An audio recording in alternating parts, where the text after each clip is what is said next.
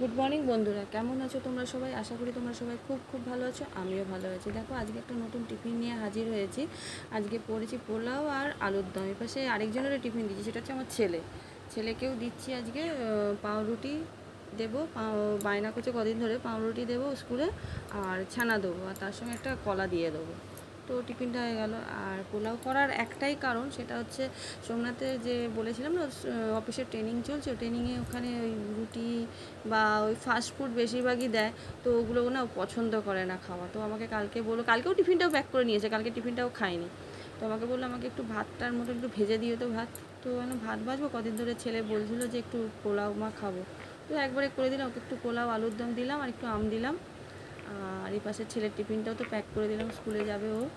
তো চলো বন্ধুরা, কেমন লাগলো আমাকে একটু কমেন্ট করে বলো। আমার ভিডিওটা কেমন হচ্ছে, কি পারছি কি না ঠিকঠাক, তোমরা প্লিজ একটু কমেন্ট করে বলো। আর পাশে থেকো, আশা করি তোমরা থাকবে বা আছো। তো ভালো থেকো, সুস্থ থেকো। টাটা।